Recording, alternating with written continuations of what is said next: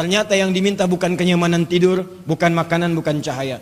Mereka meminta dengan satu kalimat yang kalau itu diucapkan semua diberikan.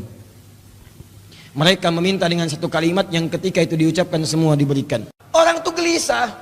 Ada yang di pekerjaan, Anda ada persaingan, tiba-tiba ada yang ingin menyingkirkan Anda. Dagangan Anda dijahili, Anda bahkan kemudian mau ada ancaman, ada macam-macam. Ada yang dengan kedudukan, ada yang cuma di jabatan, ada bahkan yang di kampus, ada macam-macam. Sampai saking singkatnya, puncaknya secara singkat Anda berada di situasi sempit, gelisah luar biasa. Makanan ada tapi nggak bisa makan. Kadang di rumah tangga, ikan aneh, hidup berdampingan tapi saling bertolak belakang. Tinggal di rumah yang sama, tidur di kamar yang sama, tapi tidak saling sapa. Ya kadang-kadang mau makan nggak enak, terasa sempit hatinya, keadaannya nggak nyaman. Maka ini bocoran rahasianya. Ketika pemuda itu menemukan tempat yang demikian dengan segala suasananya, apa yang pertama kali diminta oleh mereka? Tuh lihat. Nih saya mau katakan, mereka nggak minta teman-teman sekalian makanan. Rabbana atina min ladunka ta'aman. Ya Allah, mohon ya Allah, Engkau kan mencintai kami, kami beriman, berlari dari kezaliman untuk mendekat kepadamu ya Allah. Ini gua pasti nggak ada makanannya. Ya Allah, anugerahkan kami makanan. Tidak. Rabbana atina min ladunka nuran. Ya Allah, kami nggak ada cahaya nanti di gua. Mohon ya Allah, berikan kami cahaya. Tidak. Rabbana atina min ladunka kasuran. Ya, ya Allah. Ya kalau bahasa orang Indonesia misalnya kan. Ya Allah, kami nanti di sana gua tempatnya sangat keras ya Allah, maka mohon minimal adakan kasur di situ. Rabbana atina min ladunka kasuran, ya kan? Bisa. Minta. Tidak. Ternyata yang diminta bukan kenyamanan tidur, bukan makanan, bukan cahaya. Mereka meminta dengan satu kalimat yang kalau itu diucapkan semua diberikan. Mereka meminta dengan satu kalimat yang ketika itu diucapkan semua diberikan. Tidur alasnya keras, tapi dibikin tidur nyaman sampai nggak sadar 300 tahun kurang lebih tidur. Antum alas nyaman, 3 menit sekali bangun. Kenapa Pak? Mimpi ketemu siapa? Sate 200 tusuk. Bang. Masalah lagi. Ini alasnya luar biasa keras. Alas keras, cahaya itu terbatas, makanan hampir nggak ada, tapi dibikin tidur nyaman, saking nyamannya 309 tahun. Wah, mau kayak gitu tidur 309 tahun? Tapi enak itu begini, enaknya begitu bangun nggak kerasa tidur itu udah lama, kayaknya baru tadi gitu. Ya, kan biasanya kayak gitu tuh kalau subuh-subuh mau bangun kan? Ya, subuh-subuh mau bangun duduk sebentar kan begini, nggak kerasa. Ya, baru duduknya jam 3, begitu begini lagi udah jam 5. Ya. Ada yang sangat nikmat, deep sleep namanya, tidur yang dalam, deep sleep. Cuman 5 menit tapi rasanya panjang gitu, Masya Allah. Itu luar biasa. Ada yang kebalik, panjang rasanya sebentar rasanya panjang, nikmat, berisi tidurnya. Yang mau saya katakan, bukan persoalan tidur dan lain sebagainya, kenyamanan Allah berikan. Ketika diminta satu, semua diberikan. Apa doanya? Lihat kalimatnya. Rabbana atina billadunka rahmatan wa hayyi lana min amrina rasyada. Tuh, ketika Anda dihadapkan pada sebuah kesulitan tingkat tinggi yang solusinya kata orang ini mustahil, gimana masuk gua ke toiletnya gimana? 309 tahun. Anda bayangkan, Anda aja di sini kadang-kadang 2 jam nggak betah. Ya, nggak betah bukan karena taklim, kadang-kadang ke toilet tahan. Kalau ke toilet gak dapat tempat lagi gitu kan. Saya tahu saya. Saya paham. Ya. Ini 309 tahun semua diberikan kenyamanan oleh Allah. Kalau Anda mendapati situasi serupa yang kata orang itu sulit luar biasa, maka jalannya satu. Dibandingkan minta dunia, lebih baik minta rahmat kepada Allah. Mintakan rahmat. Begitu rahmat diturunkan, semua kesulitan hilang. Enak gitu, nyaman. Nah, doanya, catat doanya itu. Itu doanya. Di saat Anda dihadapkan pada kesulitan tingkat tinggi, entah itu persoalan di rumah tangga, entah itu di kantor, entah itu mungkin saat ada penyakit divonis yang luar biasa, entah itu ada persaingan dalam kehidupan bisnis, jabatan dan sebagainya, doanya khusus nih, catat yang tadi.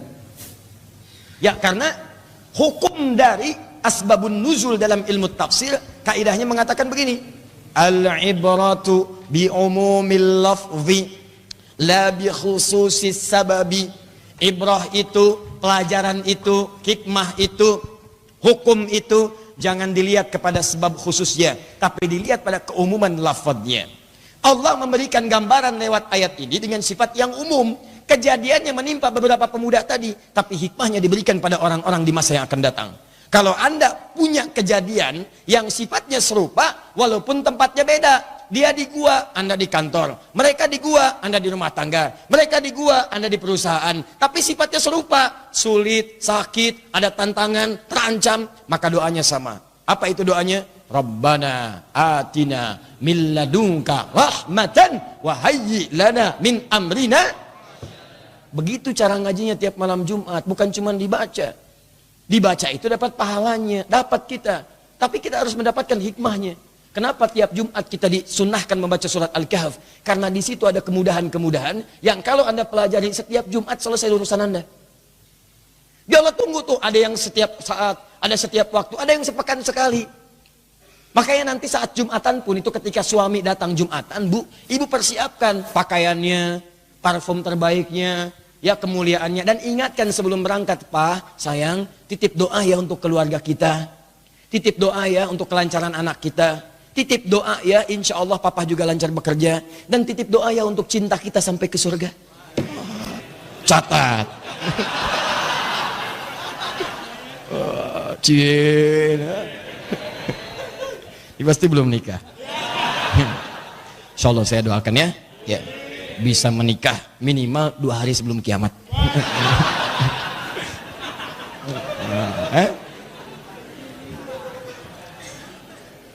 Nah, catat doanya ya. Jadi hafalkan doanya, tapi cara mintanya bukan cuma di lisan. Kalau di lisan juga semua orang bisa. Bahkan semua orang baca. Dan kebanyakan orang sekarang ketika berdoa tidak dengan rumusnya. Kan saya katakan di pertemuan lalu. Lihat rumus berdoa ini, lihat rumusnya, lihat sifatnya. Buka Quran surah 7 ayat 205. Ini caranya. Cara memintanya. Quran surah ke-7 ayat 205. Wadhkur rabbaka fi nafsika tadarru'a wa khifata wa dunal jahli minal qaul. Wa dunal jahri minal qaul. Lihat baik-baik. Wadhkur rabbaka. Ayat ini berbicara tentang doa. Dan mohonlah kepada Rabbmu. Doa, minta. Nah, kalimat doanya dengan zikir. Sedangkan zikir itu adalah segala yang mengingatkan kepada Allah. Salat disebut zikir karena saat salat kita diminta ingat Allah. Bukan ingat WhatsApp, bukan ingat kunci mobil, bukan ingat makanan, bukan ingat snack, bukan ingat macam-macam. Begitu sholat yang diingat Allah. Makanya di Abu Daud nomor hadis 857, Anda katakan Allahu Akbar. Sekarang ini cuma Allah yang agung, yang lain nggak ada. Buang urusan dunia ke belakang. Di begitu Anda takbir, buang urusan dunia ke belakang. Yang diadakan cuma Anda khusyuk mengingat Allah. Allahu Akbar. Semua hanya Allah yang Akbar. Maaf, yang lain tidak. Kebanyakan orang tidak khusyuk itu lisannya mengucapkan Allahu Akbar, tapi di pikirannya apa yang terjadi? Maaf, duren hu akbar, juz alpukat hu akbar, maaf, Facebook hu akbar, WhatsApp hu akbar, handphone hu akbar. Saking diagungkannya handphone, kadang-kadang ada orang yang sudah siap ngangkat dalam sholat, sengaja diaktifin handphonenya karena ada janji dengan temannya. Begitu takbir Allahu Akbar, tang ting tung ting tang ting tung tang ting tung ting tang ting tung. Halo? Gimana gitu Anda menduakan Allah dalam ibadah? Maka salat disebut dengan zikir. Quran surah ke-20 ayat ke-14. Innani anallahu la ilaha illa ana fa'budni wa aqimis salata lidzikri. Tunaikan salat sebagai zikir kepadaku. Maksud zikir itu ingat, ingat. Maka saat Anda berdoa, kenapa di ayat ini doa disebut zikir? Maka ketika Anda bermohon itu sepenuhnya hadirkan kekhusyuan untuk mengingat Allah. Khusyukkan hati Anda. Dia bukan cuma di lisan. Hati Anda tuh fokuskan, hati Anda, pikiran Anda, mohon, sambungkan. Bikin Anda sebuah jaringan yang mantap, sinyalnya langsung terhubung kepada Allah. Frekuensinya samakan. Maksudnya apa? Hadirkan kehusyuan. Wadhkur rabbaka fi nafsika. Makanya bahasanya nafas. Yo, jiwamu itu hadirkan, fi nafsika, hadirkan dalam jiwamu. Jangan cuma lisannya yang bicara, tapi hatinya kemana-mana. Maka hadirkan dalam jiwa Anda kehusyuan untuk memohon kepada Allah. Minta sepenuh hati. Tadarru'an wa khifatan wa dunal jahri. Mohon dengan khusyuk, dengan tawadhu. Dan barangkali Anda mohonkan dengan penuh harapan. Takut kalau itu tidak terijabah oleh Allah subhanahu wa ta'ala. Maka mereka memohon dengan khusyuk kepada Allah. Rabbana atina billadunka rahmah. Ya Allah, sekarang ini tidak ada yang bisa menolong kami. Semua mengatakan kami nggak bisa bersembunyi. Ya Allah, kami paham, kami sangat yakin ya Allah. Ketika semua tidak bisa mengatasi, hanya Engkau yang mampu kemudian menjawabnya. Makanya kalimatnya milladunka, dari sisimu saja, bukan yang lain. Sama dengan Nabi Zakaria, ketika semua mengatakan, ya Allah, mereka mengatakan aku nggak mungkin punya keturunan. Maka kalimat yang menggunakan milladunka. Quran surah ketiga ayat 38. Ya, hunalika da'a Zakaria rabbah, qala rabbi habli milladunka dzurriyyatan thayyibah. Milladunka. Milladunka, ya Allah, mereka mengatakan aku nggak mungkin punya keturunan. Maka aku mohon ya Allah, ketika mereka mengatakan mustahil, aku mohon darimu saja, darimu saja. Maka Anda coba hadirkan suasana itu. Misal, di perusahaan sedang ada persoalan, di rumah tangga ada persoalan. Maka Anda panjatkan dengan khusyuk kepada Allah, ya Allah, alhamdulillah. Mereka katakan ini mustahil, ada solusinya. Ya Allah, nampaknya mereka katakan tidak ada harapan. Mereka katakan tidak mungkin ya Allah. Tapi hamba yakin Engkau yang tidak punya batas dalam pemberianmu. Maka ketika mereka mengatakan mustahil, tolong tunjukkan kepada mereka ya Allah, bahwa Engkau yang paling kuasa atas segala sesuatu. Kalau hamba langsung memohon kepadamu, tidak Engkau kabulkan juga. Lantas tunjukkan kepada hamba, kepada siapa hamba mesti meminta. Buktikan kepada mereka ya Allah, bahwa Engkau Tuhan yang tidak punya batasan.